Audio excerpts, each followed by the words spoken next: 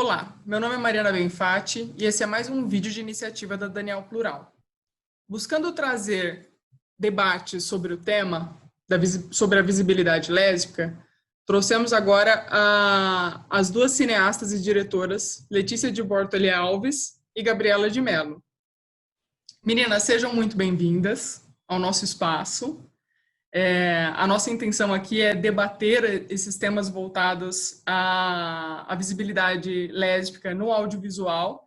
Eu gostaria de saber de vocês, na verdade, um pouco sobre a websérie de vocês e por que vocês decidiram abordar a temática lésbica nas suas webséries. I came out. I'm bisexual. Bom, primeiro, obrigada pelo convite. Eu adoro, não gosto de ficar na frente das câmeras, mas eu adoro falar sobre temáticas lésbicas, então vale a pena a parte que eu não gosto tanto. E para responder a sua primeira pergunta, eu acho que, eu comecei a fazer conteúdo específico para web ou websérie por causa de outras webséries. Eu assisti outras webséries e vi potencial de conseguir fazer coisas independentes que, diferente de curta-metragens, que às vezes você faz, põe todo o trabalho, vai para o festival e 7 pessoas assistem e é o fim do seu curta-metragem, com a web, com websérie e YouTube, eu vi a possibilidade de ter talvez 70 pessoas assistindo ou mais, porque você abre um público e você encontra o público que talvez, como eu, há 15 anos atrás, estava procurando conteúdo lésbico e não tinha nada para assistir. Então, não sei, as possibilidades com web pareciam muito maiores do que com qualquer outra coisa. Não é uma coisa que eu nunca fui especializada e não fiz nenhuma websérie antes de Queering, mas definitivamente eu comecei a pensar sobre a possibilidade de assistindo outras webséries. Eu acho que a primeira que eu assisti foi uma websérie americana chamada Her Story, que é uma história de uma mulher lésbica que se apaixona por uma mulher trans, uma jornalista que vai fazer um artigo sobre isso. E é uma curtinha, mas é bem feita. Eu falei, tá, eu acho que é possível pensar nessa ideia.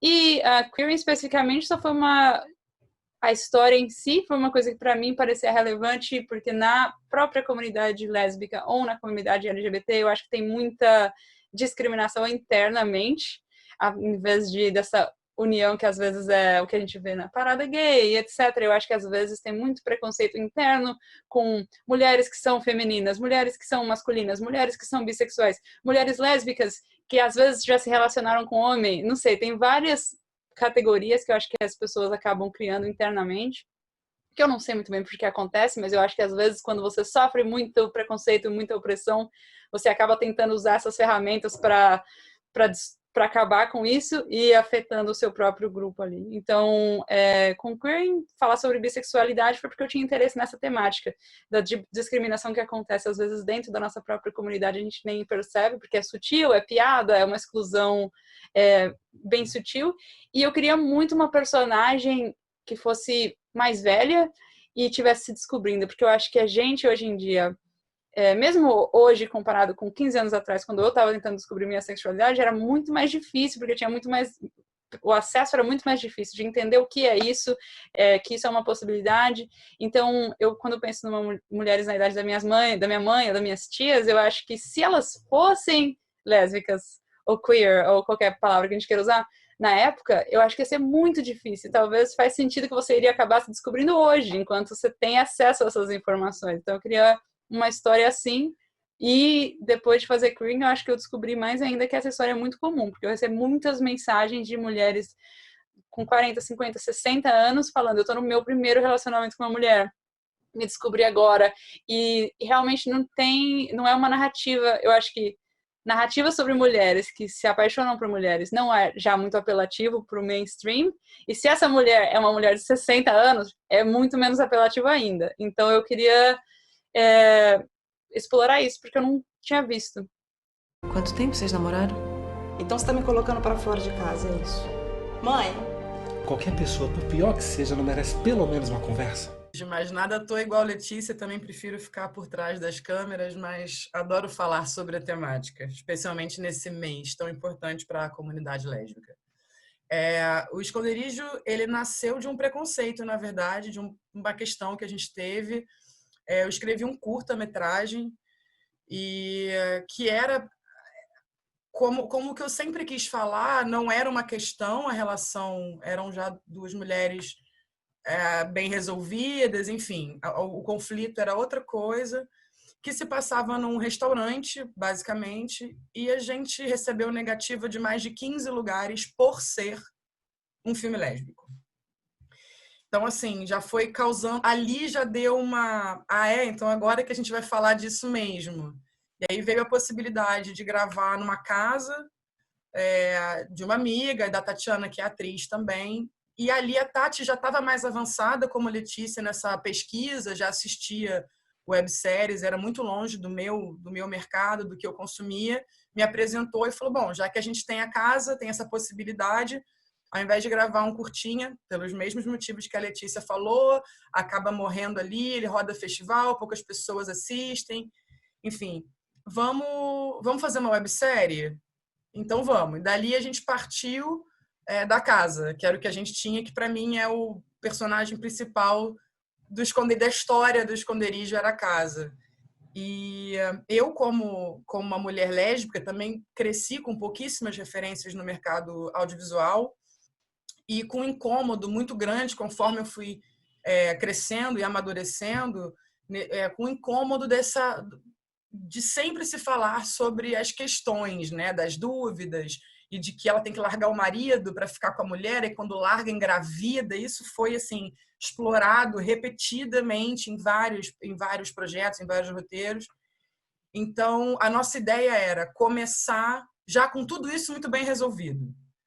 Então, a gente vai fazer uma história que você pode substituir. Pode ser um casal lésbico, pode ser um casal hétero, pode ser um casal de homens gays, que a história ela existe do mesmo jeito. O que importa é o que está se falando ali. Porque a gente também tinha um interesse muito grande desde o começo de, além da comunidade LGBTQIA+, a gente queria, sim, que pessoas héteros se interessassem pela história, pelo que ela é. E assim nasceu a primeira temporada, onde 2 mulheres que namoraram 8 anos atrás se reencontram para falar sobre esse término mal resolvido. Muito bom. E, Gabi, quais foram as suas referências? Eu falo assim, de websérie, você teve alguma referência nessa? Websérie, assim, eu conhecia muito pouco. A primeira websérie brasileira lésbica se chama Red, ela tem 6 ou 7 anos já. Eu tinha visto alguma coisa, fui ver mesmo tudo depois que já era uma ideia de fazer websérie. Não tinha esse hábito de consumo. Aliás, há 3 anos atrás eu era péssima, inclusive, com séries. Eu era muito do cinema e sou de novela, sou brasileira raiz, então as minhas referências vêm muito de cinema. Então, quando eu falo disso, assim, de personagens, eu penso muito em cinema, sabe? Eu lembro muito de um filme chamado A Partilha, eu era muito nova, que tinha uma personagem lésbica que era maravilhosa, feita pela Paloma Duarte.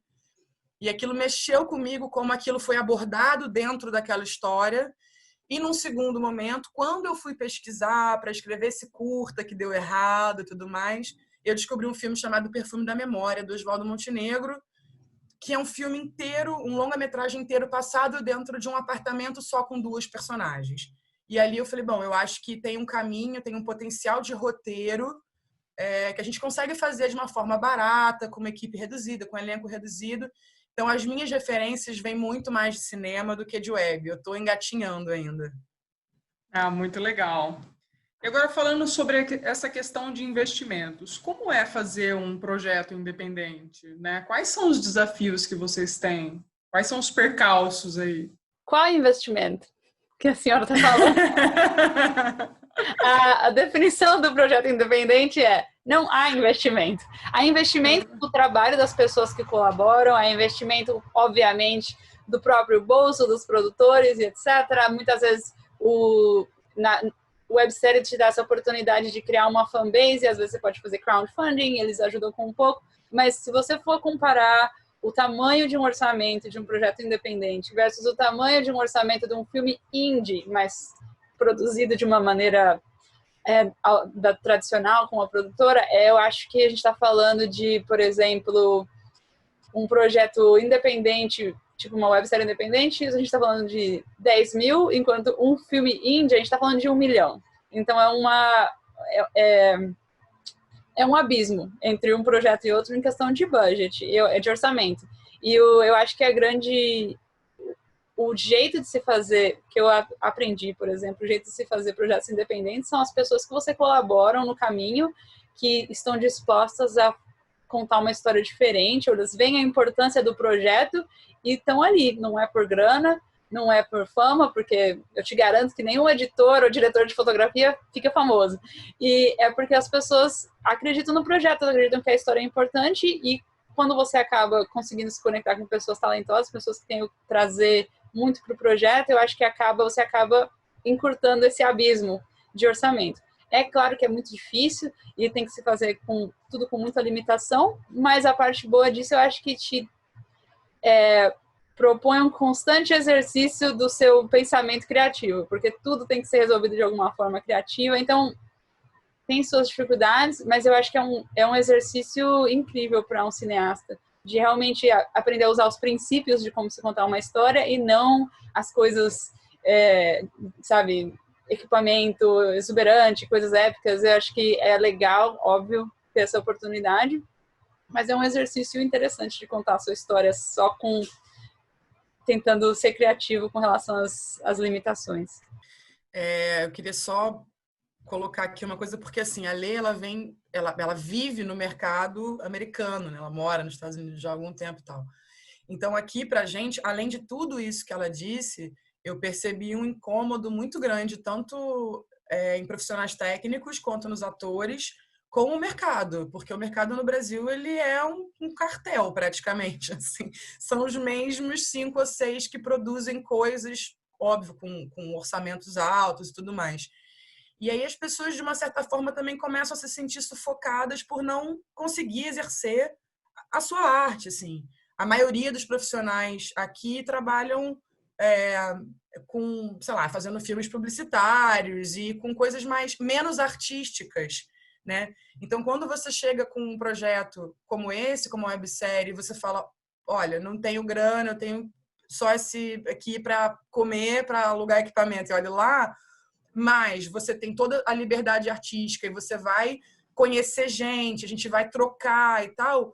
A galera, pelo menos que eu trabalhei, entrou muito afim disso, assim, dessa troca. Eu fiz grandes amigos ao longo de 3 anos e conheci profissionais incríveis. Então, também eu acho que é uma super porta para você exercitar. E foi o que a Lê falou. É uma coisa que te obriga a exercitar criativamente, porque você não tem aparato. Não tem. Você tem que lidar com questões e com problemas e desafios o tempo inteiro. Então, eu acho que te prepara, sim, muito pro mercado lá fora, sabe? Muito bom. Bom, já fica aqui o meu convite para quem estiver assistindo esse vídeo e tiver interesse em colaborar, né, com a parte relacionada ao audiovisual. Vamos deixar aqui os links dos perfis da Gabriela e da Letícia para vocês entrarem em contato. A Gabi mencionou um pouco algumas referências com relação a novelas, né? A gente vê pouco personagem LGBT em novelas, né? E eu acho que quando a gente fala de lésbicas, inclusive, o número é incrivelmente reduzido, né? E o contexto dessas personagens sempre traz à luz a questão da sexualidade dessas personagens, né? Foi por isso que vocês resolveram trazer personagens tão diversos para a websérie de vocês? Eu queria que vocês falassem um pouquinho sobre essa pluralidade de personagens que Esconderijo e Queering tem. Eu acho que, para mim, sinceramente, não foi nada premeditado ou extremamente político. É simplesmente, isso é a minha vida. As coisas que eu vi, as pessoas que eu convivo, são pessoas bem diversas, bem gays, bem lésbicas e bissexuais e trans, etc. Então, eu acho que é um caminho natural que as histórias que iam fazer sentido para mim, ou que seriam emocionalmente relevantes para mim, estariam com personagens assim. Eu acho que até, sinceramente, no começo, quando eu terminei de fazer a escola de cinema e coisas do tipo, eu não queria fazer histórias que tinham foco em personagens LGBT, porque eu achava que era eu tinha uma questão de achar, eu estou explorando uma coisa como uma muleta como cineasta, eu tinha essa questão que depois eu falei, não, eu não é uma muleta, isso é a minha história, ou histórias que eu vejo, que eu convivo, e que, no fim, fazem a diferença para as pessoas. Fez para mim um dia, mesmo as personagens em Torre de Babel que queimaram no shopping, para mim fez alguma diferença assistir. Mesmo essas representações totalmente caricatas, estereotipadas e cheias de problemas, já fazem uma grande diferença, porque você vê que eu acho que o sentimento de assistir, eu acho que eu descobri a minha sexualidade através da TV. Eu lembro claramente assistindo uma série, vendo uma cena e pensando, entendi, é isso. Porque antes disso eu não tinha esse vocabulário na minha... Não é uma coisa que eu vi, não é uma coisa que eu convivi. Uma cidade pequena do interior de São Paulo, não é uma coisa que se vê muito, né? Um casal lésbico pela rua, vivendo feliz. Então, eu acho que isso foi uma coisa que aconteceu naturalmente para mim, não foi uma coisa muito de nenhuma forma arquitetada, assim. Eu acho que eu não tinha esse olhar sobre as personagens lésbicas na época, quando eu assistia, como ela falou, jovem, tudo mais, né? Jovem, que agora eu sou uma jovem senhora, mas quando esses personagens começaram a existir, eu não tinha esse olhar sobre a pluralidade. Eu apenas ficava feliz por ter. O que já tinha estava bom, porque era tão pouco, assim, então... E sim, eu acho que tiveram uma importância gigantesca. Eu lembro daquele casal da Aline Moraes em Mulheres Apaixonadas, que foi... a gente esperou pelo último episódio para, enfim... Então, acho que teve sim uma grande importância. No caso do Esconderijo, eu não pensava nessa pluralidade toda. Eu sabia que a série, a primeira temporada, ia ter dois personagens e que na segunda ia aumentar um pouco.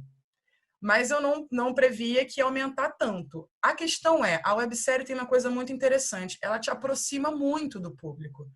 Então, a gente recebe mensagem, comentário, e-mail, inbox, assim, muito. E aí, eu comecei a ler, quer dizer, eu sempre li e vendo das pessoas essa necessidade, tipo, legal, estou muito feliz, já me senti representada. Porém... não podia ter uma personagem que não imprime feminilidade, uma personagem negra, uma personagem... Sim, e aí a gente acabou, enfim, fazendo uma coisa que foi, acho que, maior que as nossas pernas, inclusive, de na terceira temporada ter 12 personagens, mas eu acho que veio muito da necessidade do público, do pedido das pessoas, porque eles querem se ver cada vez mais, cada vez mais. Então, a vontade é fazer projeto hoje em dia com 30 personagens, e ainda assim vai faltar, sabe? E eu acho que isso é uma outra coisa quando você está considerando não só fazer um projeto independente, mas um projeto que apela para um público que está defasado de conteúdo. Eu acho que quando você está fazendo uma websérie com personagens héteros, não tem essa questão de representar uma minoria, você não acaba carregando essa responsabilidade de, ok, você é a única websérie ou as 5 únicas, então você acaba sentindo, eu tenho que representar o mundo inteiro nessa série de 6 minutos, mas isso também é impossível. Mas você, eu acho que às vezes como criador, talvez, Gabi, você também tem essa sensação de é impossível representar tudo que está no leque LGBT e você fica sempre sentindo que está faltando alguma coisa que não está ali. Mas eu acho que a solução é de ter mais conteúdo, né? De ter outros criadores contando outras histórias, porque é também um pedido muito fora da realidade esperar que uma série consiga representar todo mundo, porque não tem como. E isso não é realidade para nenhuma série que fala sobre pessoas héteros ou etc. Acho que só de vocês trazerem esse conteúdo LGBT e do público, principalmente as pessoas, as meninas que estão agora se descobrindo, que estão começando a descobrir o que é a sexualidade delas, se verem representadas numa websérie com tanta delicadeza e tanto cuidado como vocês têm com os personagens, né, na construção dos personagens, é muito importante. Eu acho que é um grande serviço de utilidade, assim, pública para as pessoas, sabe? Eu acho incrível. Inclusive, na terceira temporada, a gente tem uma personagem trans em Esconderijo, né? Ela é trans, é uma personagem trans e é uma personagem lésbica. Então, ela está 2 vezes sendo representada, né? E o que te levou a trazer essa personagem, Gabi? Então, eu acho que junto com esse pedido das pessoas que estavam assistindo, a gente também começou a ver que existe, porque a série começou como uma série lésbica. Mas a gente começou a perceber que estava indo além. A gente tinha meninos gays assistindo, existia um público querendo também que tivesse essa introdução de personagens trans e tudo mais. Foi meio que da comunidade mesmo.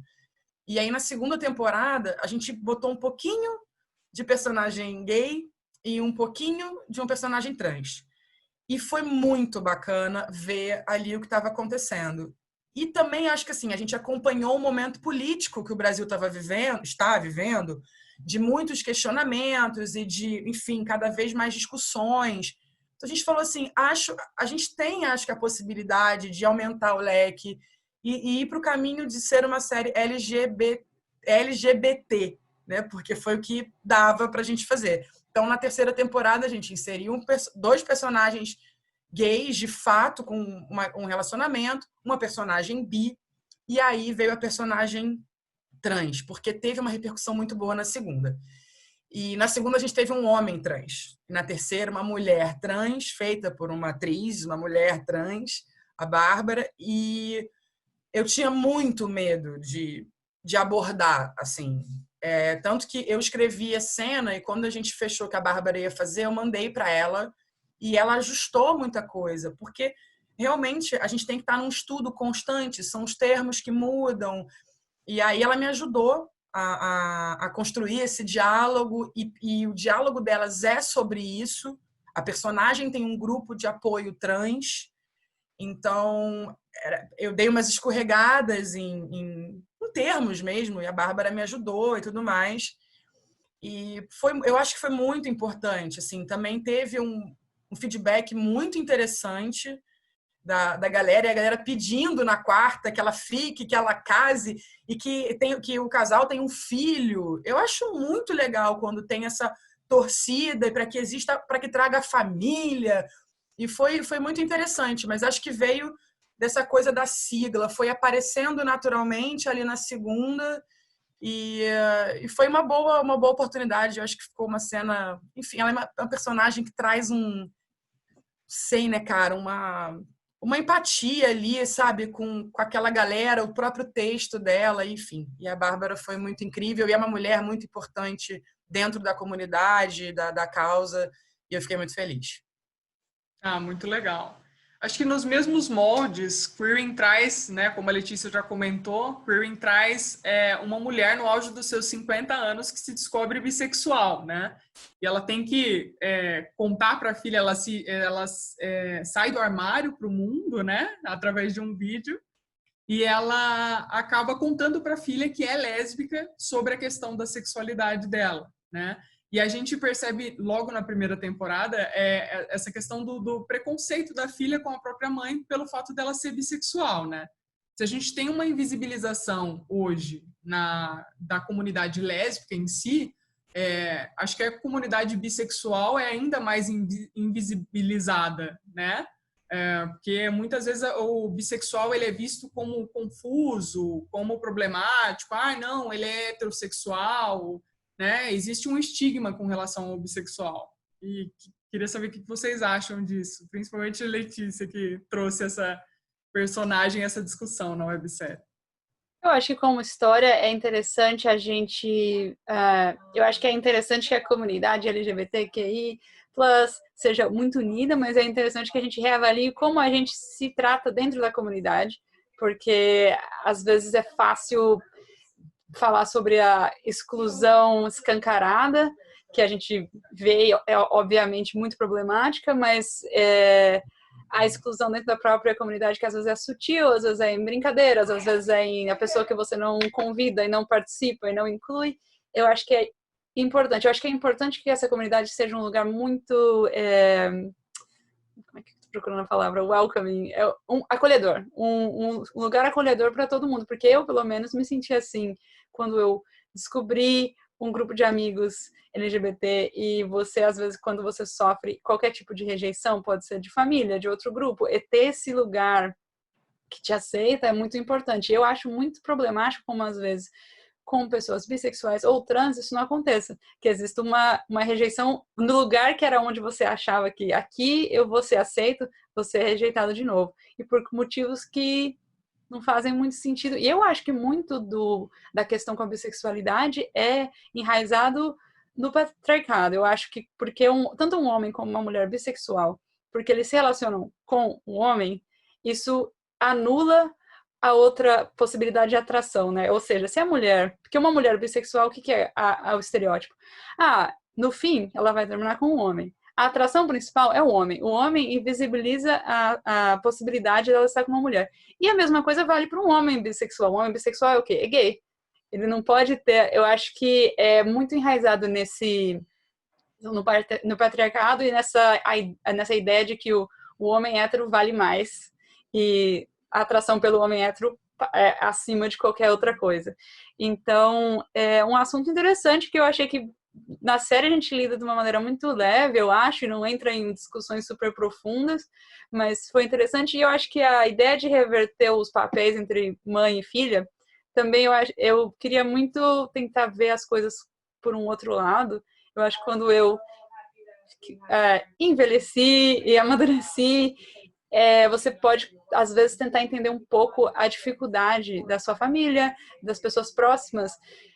Claro que todo mundo queria que seu pai, sua mãe, seus tios apertassem um botãozinho e te aceitassem 100%, sem nenhum problema, sem nenhuma estranheza. Mas a realidade é que, para mim, foi uma coisa estranha a primeira vez que eu vi um casal. Apesar de eu ser lésbica, eu fiquei meio assim, porque não era parte do meu mundo. E na vida deles, eles viveram a vida inteira sem isso ser parte do mundo deles. Então, eu acho que para mim foi um exercício de empatia um pouquinho também, pensando na minha própria experiência, sabe? Tentar reverter esses papéis e pensar, bom, se a minha mãe sentasse para conversar comigo e saísse do armário, por mais desconstruidona e progressiva e etc., talvez eu ia ficar assim, como assim? Calma, 1 minuto, minha senhora. E eu acho que era interessante brincar com isso um pouco na série. Muito legal.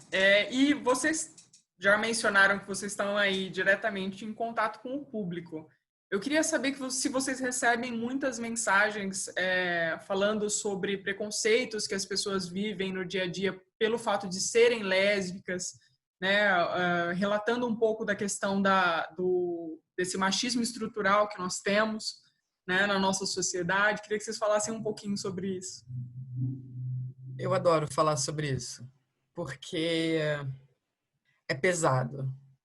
Por mais que a gente se prepare... Primeiro que assim, a gente não estava preparada para atingir os números que a gente atingiu, mas mesmo quando isso começou, né, os números começaram a aumentar, a gente já falou, vamos se preparar, porque são pessoas que não têm com quem conversar.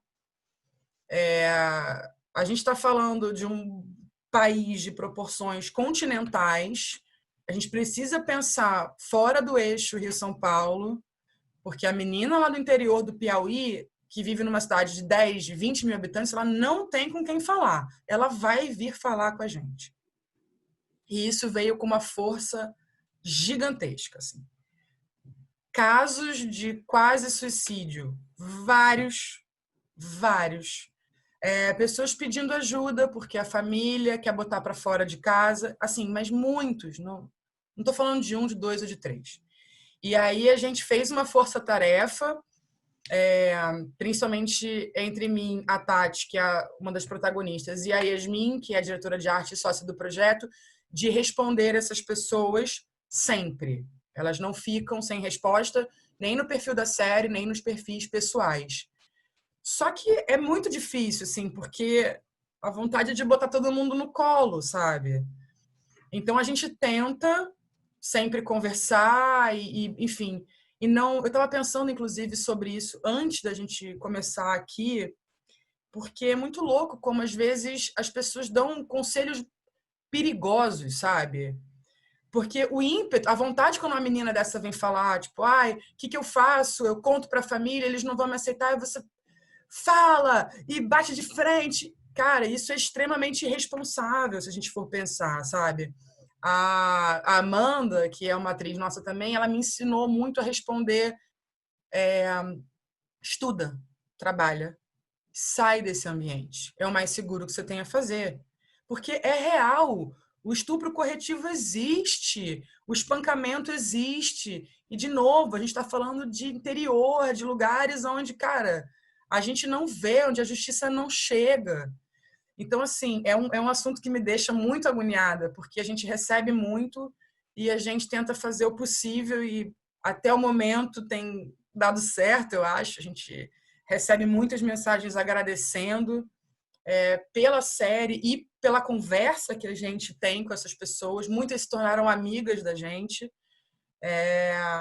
E é isso, eu acho que essa troca, quando você se propõe a fazer um projeto desse tamanho, que vai atingir essa galera, você tem que estar muito preparado, porque vai chegar, você se torna, como a Letícia falou, um lugar de acolhimento e uma rede de apoio. E não é uma coisa que eu acho, geralmente fazendo um projeto independente para a web, você não espera isso, né? Porque do mesmo jeito, eu acho que entre as queering esconderijo é mais de 10 milhões ou 15 milhões de views ou de pessoas que assistiram a série juntas. É muita gente, mas ninguém começa um projeto pensando nessa magnitude, que são projetos ainda pequenos, mas são muito grandes quando você pensa em um projeto independente que atinge esse nicho específico. E você estava falando, Gabi, eu estava pensando como é interessante com queering.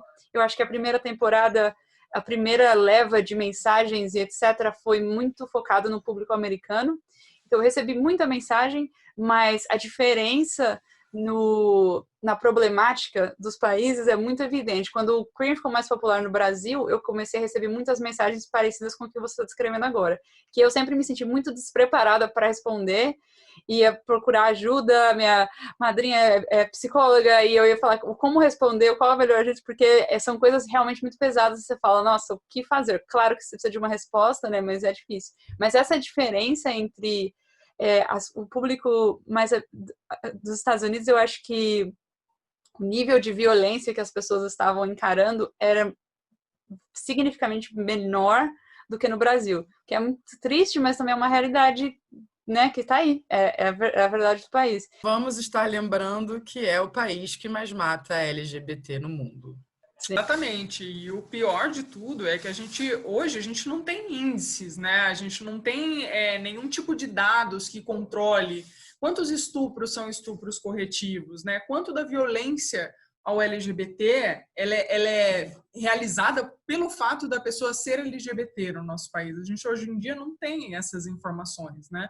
E por isso que a gente fala muito sobre a questão da invisibilidade do LGBT, né? Da lésbica, né? A lésbica ela é muito invisibilizada na nossa sociedade. Então, a partir do momento que a gente não tem dados e a gente não tem estudos sobre isso, a gente também não tem políticas públicas para essas pessoas, né? Então, a falta de representatividade, ela vai muito além do audiovisual, né? A gente não tem representatividade nem na questão da sociedade em si, a gente tem pouca representatividade e muito menos na política, em cargos altos, né? Onde a gente precisa ter voz. Então, eu acho que é muito complicado a situação de hoje em dia do LGBT ainda, por mais que hoje as coisas estejam melhores do que no século passado. Eu acho que mais para frente a gente vai ter uma melhoria, mais para frente acredito eu, né? Então, é muito complicado. E eu acho que nós somos muito privilegiadas, vocês muito mais, né? Pelo fato da gente ter um espaço para falar sobre essas questões, né? Porque muita gente não pode ter voz nos dias de hoje. Eu percebo que hoje em dia uma grande parte da população não pode, ela tem que estar inserida dentro do armário, que nem a Gabi falou. É difícil para uma menina no interior, dentro do Piauí, de uma cidadezinha pequena do Piauí, que a mãe e o pai não têm conhecimento nenhum, né, sobre essas questões, sair do armário e se sentir confortável com isso, muitas vezes, né? E eu acho que é por isso que toda essa representatividade que vocês trazem através das webséries é muito importante. Eu acho que tem uma coisa que tem acontecido também que ajuda muito, é só talvez uma coisa um pouco fora da conversa, mas é que me veio agora, além da questão das personagens, da representatividade dentro das histórias, o movimento das pessoas, as atrizes, os atores, os cantores, as cantoras, estarem conseguindo fazer esse movimento, porque isso também é muito importante. Porque quando a gente pensa lá naquela tia lá do interior, que ela ama Camila Pitanga, acha ela uma excelente atriz e carismática, blá, blá, blá, blá, blá, e a Camila Pitanga sai, né, tá vivendo um relacionamento e sai do armário e fala, e olha, me respeitem, isso é de uma importância, assim, gigantesca num país como o Brasil, porque não adianta, a televisão é o que comunica com a massa. E massa, não adianta, é a grande maioria. Então, quando isso acontece, eu acho que também tem uma representatividade fortíssima, né? Então, a gente entra aí, e essas pessoas trazem, por exemplo, a Bruna Lismayer produziu, dirigiu um curta, que é ela atuando, ela faz par romântico com a Zélia Duncan. Porque elas, olha só, elas também sentem essa necessidade de representar, e além de serem mulheres que são lésbicas, como artistas. Acho que tem a ver um pouco com o que você está falando, Gabi, também, que a parte de desconstruir essa invisibilidade é ocupando espaços, né? E espaços de muito poder, assim como falar com as massas, as pessoas de um alcance muito grande, tendo a possibilidade de saírem do armário, seja quem for, Fernanda Gentil, eu tô tentando lembrar, mas o fato de que a gente vai conseguir listar aqui pelo menos 10 mulheres lésbicas ou bissexuais de grande alcance é um outro mundo se a gente estivesse conversando 10 anos atrás. A gente ia falar uma. Eu achei muito legal o que vocês trouxeram, porque hoje em dia, né, acho que por essa questão dessa grande massa, dessa visibilidade, né, de pessoas se declarando bissexuais ou se declarando lésbicas que estão na mídia, né, que estão aí em voga e estão mostrando, que nem a Fernanda Gentil, que mostra ter um relacionamento saudável, um relacionamento bacana, e ser uma excelente profissional, enfim, né, e ser uma pessoa normal, né, ser uma pessoa normal. Eu acho muito bacana que as pessoas parem de estigmatizar a mulher lésbica, né? Porque no passado eu percebo que muita gente achava que a mulher lésbica era aquela mulher mais masculinizada. Bom, eu queria falar um pouco também sobre a questão falando um pouco sobre a questão desse machismo estrutural que a gente tem, das frases que toda mulher lésbica escuta, né? Queria que vocês falassem um pouco sobre isso. E que a gente já está cansada de ouvir. Lésbica porque nenhum homem te pegou direito. Essa é complicada. Aquela também é classicona de quando você tá num lugar com a sua namorada ou com a menina que você tá ficando, beijando, e o cara chega, você fala, posso entrar no meio? E não sei o que. Isso eu acho de um... me dá até uma certa agonia, porque é muito absurdo, mas tem várias, né? Várias. Fala aí, Lê, mais. Eu tô pensando, eu acho que você já tentou para saber, eu tô pensando como que é a clássica, mas essa coisa de já experimentou, o que é muito engraçado, porque ninguém vira para um hétero e fala, você já experimentou para saber se você é hétero? Ou eu acho que também a gente tem muito essa questão de... Talvez essa não é a palavra correta que eu vou usar aqui, mas eu acho que pessoas héteros têm uma fetichização de saber. Mas como você contou para seus pais? Quando você soube? Não. Enquanto alguém alguma vez perguntou para o hétero, quando você soube que você era hétero? Foi contar para os seus pais sobre isso?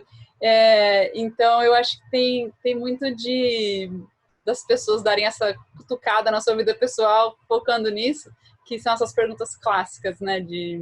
Exatamente. Quem é o homem da relação também? Essa é clássica. Essa é muito boa. O homem da relação é maravilhoso. Namorados estão sempre... Acontece alguma coisa, alguém carregou um negócio e fala, hoje eu sou o homem. Não, agora eu sou o homem.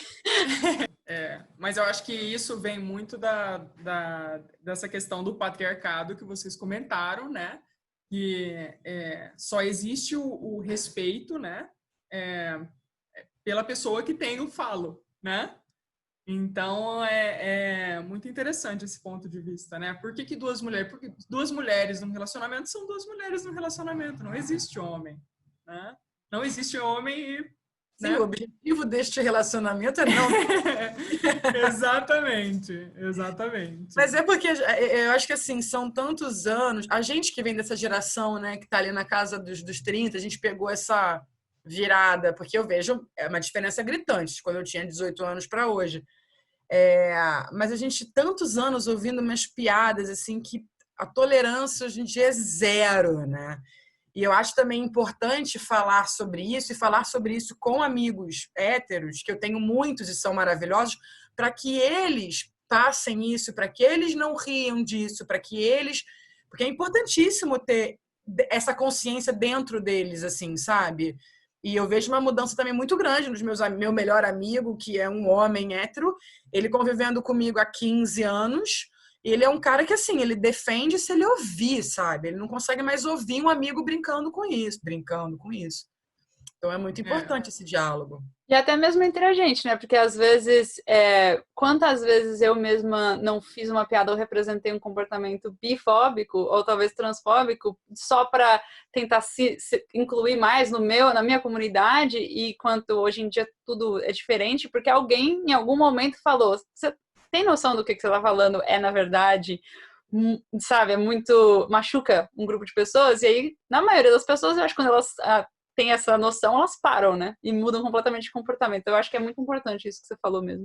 Eu acho que todo mundo hoje está em desconstrução, mas você divide entre as pessoas que estão afim e as que não estão. Acho que é isso. E a informação tá aí, né, gente? Para quem quiser se aperfeiçoar, quem quiser pesquisar, a gente está repleto de pessoas incríveis falando sobre esses assuntos, né? Falando sobre diversidade, minorias. Então, é só estar aberto para interpretar e para querer aprender. Eu acho muito bacana isso. Bom, a gente tivemos algumas perguntas. A gente abriu, né, o diálogo dentro da Daniel.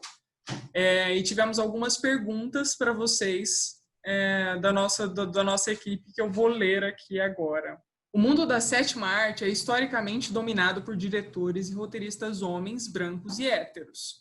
Não apenas com conteúdo majoritariamente héteros, algo que vem mudando e ganhando espaço cada vez mais, principalmente nas plataformas de streaming, mas também apoiados com investimentos milionários, e investimentos esses que, em grande parte, não se observa em produção de conteúdos diversos, inclusivos e verdadeiros. Produções como Esconderijo e Queering mostram que não é necessário muito dinheiro para fazer um ótimo trabalho, mas mostra que o mundo do cinema não é a imagem que vem de ser, de um local não apenas plural, mas que incentiva a pluralidade, produções comandadas e que contam com um universo LGBTQIAP+. E nesse caso lésbico. Como vocês enxergam todas essas barreiras e qual a perspectiva de vocês?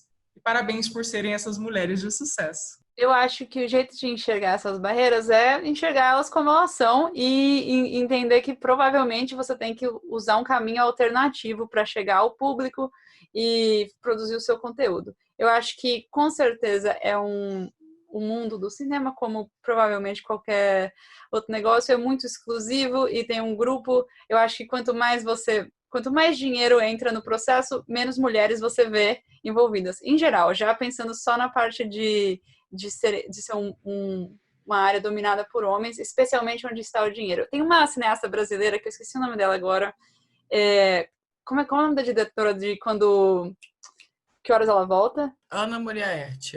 Ela tem uma entrevista, que eu até acho que foi no canal das B, se não me engano, enquanto ela fala que quando ela foi negociar algumas coisas sobre o filme, depois da rodada em festivais, ela sendo a diretora, na sala de conversa ali, o produtor, para ser homem, a pessoa só falava com o produtor, enquanto ela era a diretora do filme e ela não estava sendo nem incluída na conversa ali no momento. Eu acho que, bom, se essa história que a gente vai contando não for sobre ela, a gente corta, mas eu tenho quase certeza. Isso é a realidade do cinema. O cinema é um mundo muito masculino, então é uma barreira que existe, a gente tem que arrumar um outro caminho. Eu acho que a parte boa é que a gente acaba se conectando com várias outras mulheres dessa área, profissionais incríveis, e criando comunidades e networkings que a gente acaba conseguindo fazer o nosso próprio projeto. E se por algum motivo, eu acho que a parte boa disso do grupo de 20, 30, 40 mulheres que se conectam, Se uma consegue um projeto maior, consegue um projeto com mais grana, todas vêm. E é assim que a gente avança. Não tem outro jeito. Concordo absolutamente em gênero, número e grau. Eu acho que eu vim de, sei lá, 15 anos como produtora, né, no mercado audiovisual. Mas como produtora, assim, óbvio que os homens, a maioria deles não se referiam a mim, né, sempre falavam com meu sócio, mas como produtora ainda rolava um pouco mais, porque tem um estereótipo da produtora, que inclusive na maioria das representações é uma mulher sapatão, de pochete, aquela coisa bem... Tinha um programa da Globo que tinha essa personagem, um programa do Luiz Fernando Guimarães, inclusive. Mas quando eu fui para roteiro e direção, aí eu vi que era 1000 vezes pior, porque primeiro que é uma coisa que você detém um certo poder ali em termos de representação do seu projeto, né? De, enfim, estar em reuniões e tudo mais. E, assim, era gritante como as pessoas não falam com você mesmo, sabe? Em rodada de negócios, espera sempre vir um homem e tal. E eu acho que isso foi o que a Lê falou, gerou esse movimento que hoje eu super defendo mesmo, assim, não tenho nada contra os rapazes, trabalhei com homens incríveis que me respeitaram também muito, inclusive dentro do esconderijo, mas foi muito mais confortável para mim, menos desgastante, porque posso falar mais brando, não preciso gritar, não preciso ter que dar 15 explicações. Foi muito melhor para mim trabalhar na terceira temporada com uma equipe 99% de mulheres. E foi isso que ele falou, assim, eu pretendo seguir, porque por hora eu estou defendendo os meus, cara, porque é isso, é um espaço extremamente dominado por homens brancos, héteros, e eu acho que tá na nossa vez, cara, de vir, de contar outras histórias, não só histórias LGBTI, mas histórias, inclusive, héteros, mas por outra perspectiva, com outro olhar, sabe? Sobre a mulher, de uma forma geral. Então, eu tô super colada nesse Girls Power aí, porque eu acho que a gente tem que se dar a mão e se ajudar, cara. Eu acho que mulheres héteros, de certa forma, sofrem o mesmo problema, mas de uma maneira diferente. Não existe muito conteúdo que representa uma mulher de uma maneira muito realística. O conteúdo hétero. Ela é porque as maiorias das histórias são contadas por homens. E a mulher é um acessório do personagem masculino, das coisas que o personagem masculino tem para fazer. E uma dessas coisas é o interesse romântico feminino, né? Então, eu acho que a representação de mulher hétero de uma maneira mais realista ou profunda é raro e geralmente você só encontra em filmes dirigidos por mulheres. É verdade, faz todo sentido. Agora, a nossa próxima pergunta é bem interessante. Vou ler para vocês. A sexualização e objetificação do corpo feminino é uma das pautas mais levantadas e debatidas, buscando respeito e segurança para toda e qualquer mulher.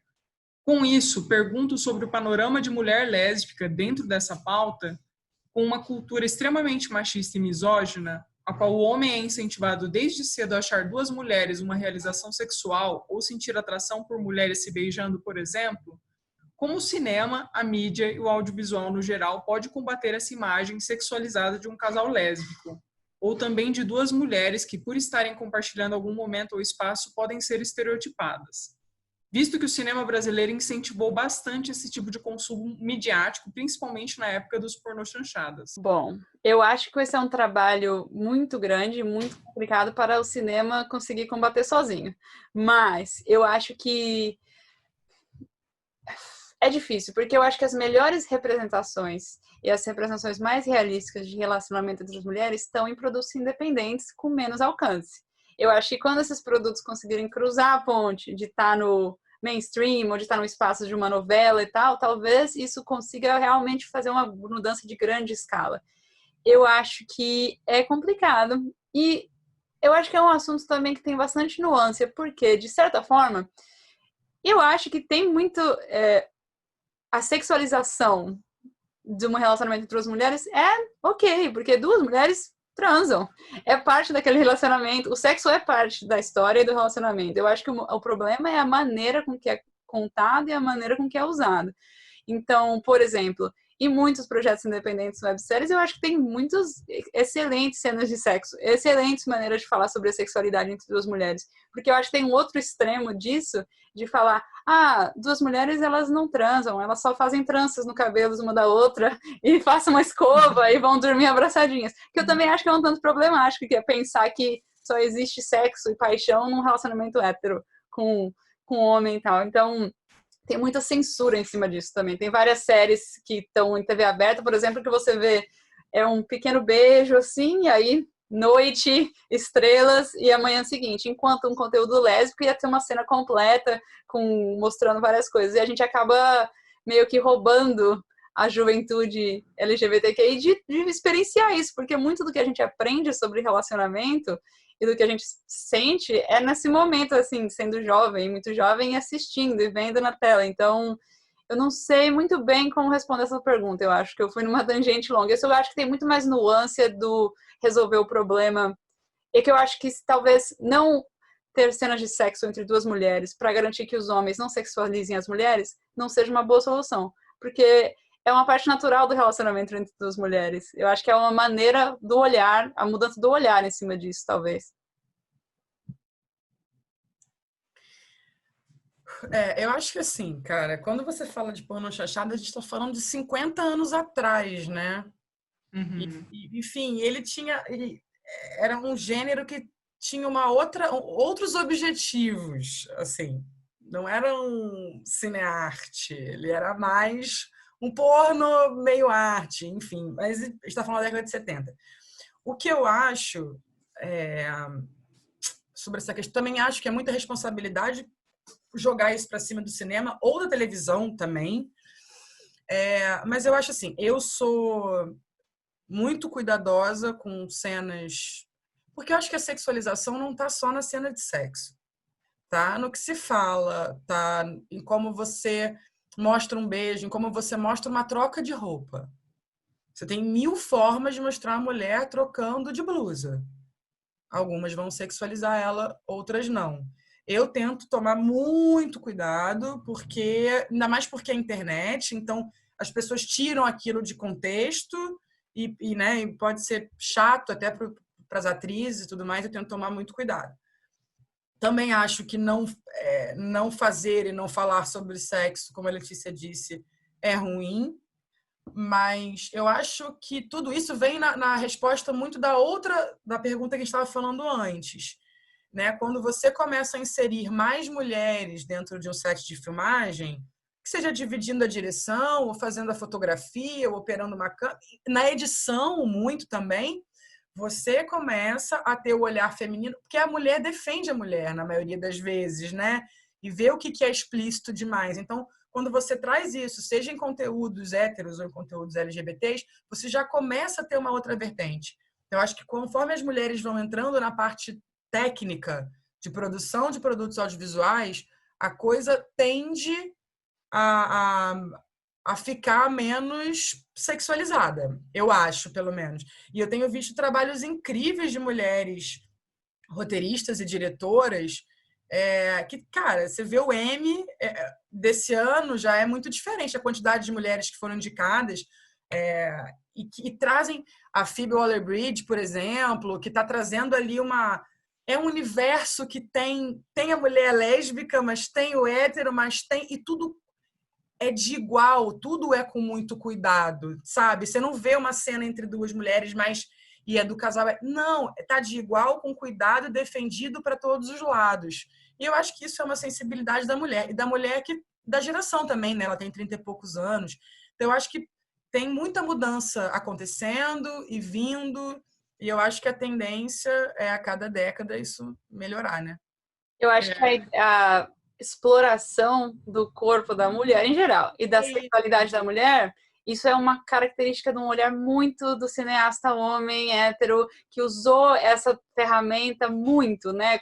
A característica durante anos de ação é Megan Fox abrindo o capô do carro e ela não é, aquilo não tem nada a ver com o personagem, não tem nada a ver com a história, é uma coisa que está ali como um extra para os fãs homens.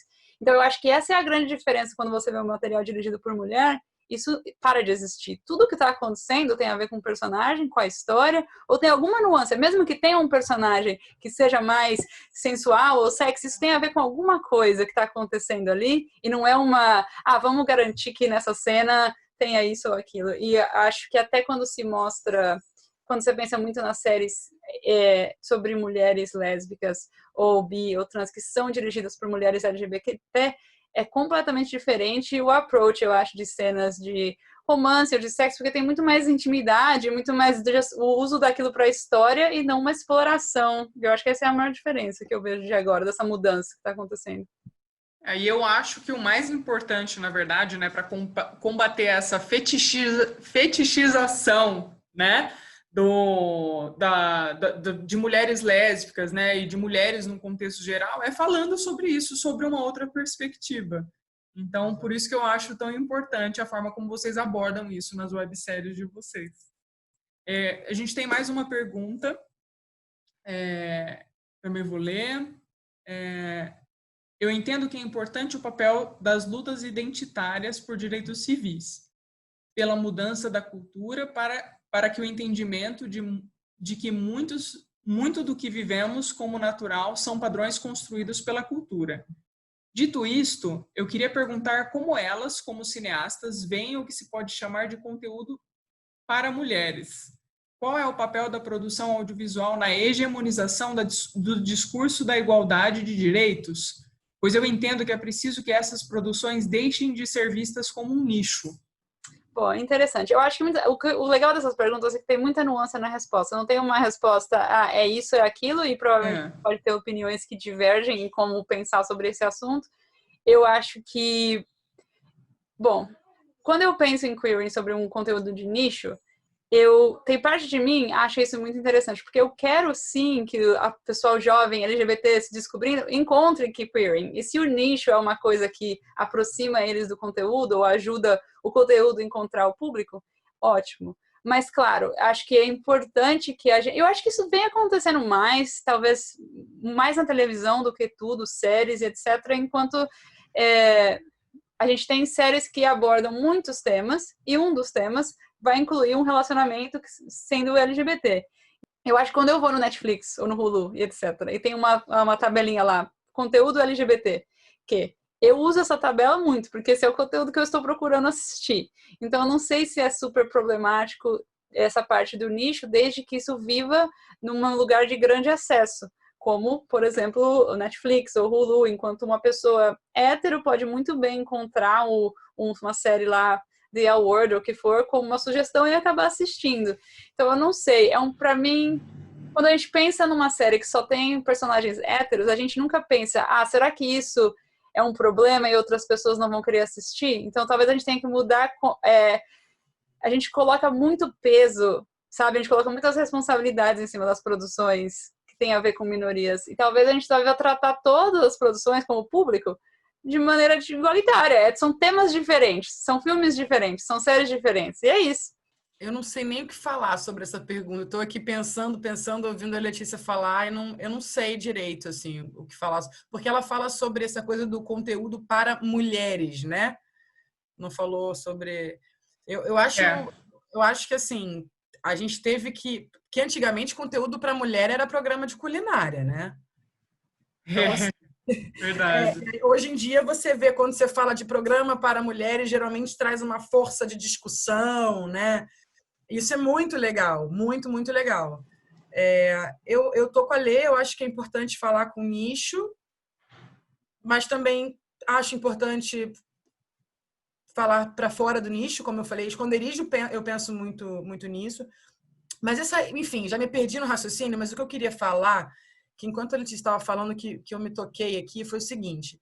Esses dias eu estava falando que eu estou fazendo um outro projeto de uma série e vou lançar um livro. E aí minha mãe me perguntou se era sobre o que era. E aí eu contei, e são duas histórias, sim, LGBTs, que não tem nada a ver, enfim, mas são duas histórias. E aí ela falou assim, mas agora você só vai falar sobre isso? Falei, curioso, né? Ninguém nunca virou pro Barreto e falou, você só vai fazer história hétero? O Manuel Carlos, você só vai... Engraçado, né? Quer dizer, eu virei porra, monotemática porque eu tô falando disso. E aí você vê como a diferença dos olhares, aí entra no que a Alê falou, nessa coisa do projeto, por que ele tem que estar ali, se...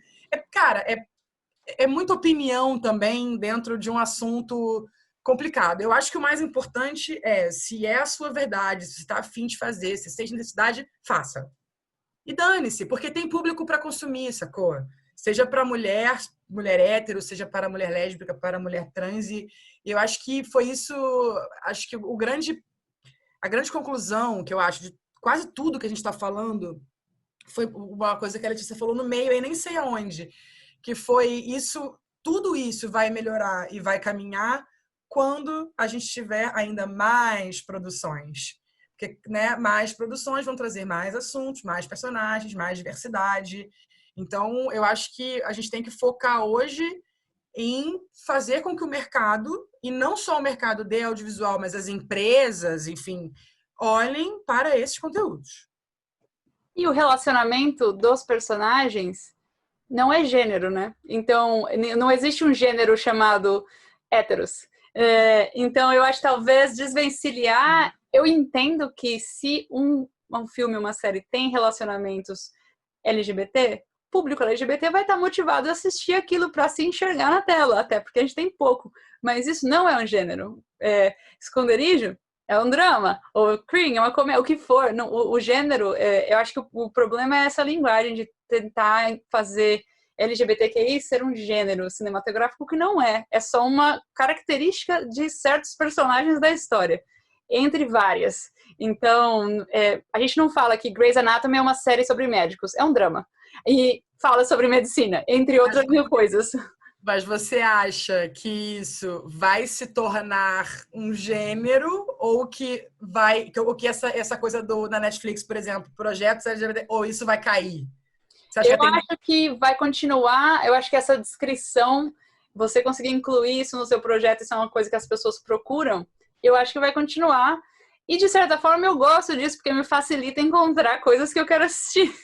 Mas eu acho que em termos de mercado, ou para vender um produto, ou inserir produtos em meios mainstream, eu acho que isso atrasa a entrada de produtos no mercado, porque a gente passa muito tempo conversando qual é o melhor jeito de inserir conteúdo. Não, é um filme. O filme é bom, as pessoas vão assistir. Acabou. É isso. Exatamente. Eu acho que é importante, né, a gente segregar algumas coisas a determinados nichos, porque é importante que esses nichos se sintam representados, né? Eu entendo o que a pessoa quis dizer com relação a deixar as coisas mais fluídas. Eu acho que é uma vontade nossa também, né, da sociedade, que as coisas fiquem mais fluídas. Mas para que as coisas fiquem mais fluídas, a gente precisa falar sobre isso de forma específica para a gente chegar nessa fluidez, né? Acho que é uma construção, talvez. Até quando eu e a Gabi, por exemplo, a gente está aqui ou qualquer situação que a gente esteja falando sobre os projetos e sobre ser cineasta, eu acho que é muito comum que a gente chegue num negócio, numa entrevista e se identifique como somos uma cineasta lésbica. E tanto que o cineasta hétero nunca vai fazer isso. E ser lésbica talvez não necessariamente afeta de maneira nenhuma a nossa habilidade técnica em ser cineasta, mas nesse momento é importante falar, porque é invisibilizado. Então é por isso que eu acho que é uma pergunta que é difícil responder, porque sim, é estranho de certa forma atribuir isso ao seu trabalho, mas ao mesmo tempo a gente precisa ocupar os espaços que a gente tem que fazer. Vai ser maravilhoso o dia que não se precisa mais, mas ainda é necessário. Muito medo, assim, quando começou o projeto, há 3 anos atrás, de ser vista como uma diretora lésbica, uma diretora de conteúdo LGBT. Hoje em dia, eu sei que eu não sou, eu sei que eu tenho 1 milhão de projetos, mas também, se quiserem me ver assim, tá tudo bem. Isso, a gente precisa vir numa linha de frente. Tem a linha de frente, cara, que tem que vir chutando a porta pra galera que vem atrás, entendeu? Então, se quiserem me colocar assim também, ótimo. E é importante porque vocês vêm abrindo espaço para outras pessoas que estão nascendo, né? Outras pessoas que estão nascendo agora, então começando a engatinhar e começando a aprender, né? E começando a fazer conteúdos independentes audiovisuais e se espelham em vocês, né? Eu queria agradecer, obviamente, a participação de vocês. Eu fico muito satisfeita com essa conversa. Sou fã de carteirinha de vocês, né? Da pessoa de vocês. Eu tenho o privilégio de chamar vocês de amigas, né? Deus me deu esse maravilhoso privilégio. Adorei a conversa, adorei o bate-papo. Eu espero que a carreira de vocês decole cada vez mais e que vocês possam dar voz para a comunidade LGBT cada vez mais nos projetos de vocês e na vida de vocês. Muito obrigada a todos. Eu que agradeço o convite. É muito legal conversar com vocês, também é um super privilégio. Inclusive, queria dizer aqui a todos os advogados que eu fui xingada por Mariana pela minha vilã ser uma advogada. Isso é. Quis deixar muito claro que eu não gostei, tá? Perdão a todas as advogadas. Minha única ressalva é que ela colocou a única personagem vilã como sendo uma advogada, o que não faz jus à nossa classe. Não faz. Mas alguém tinha que pagar o pato.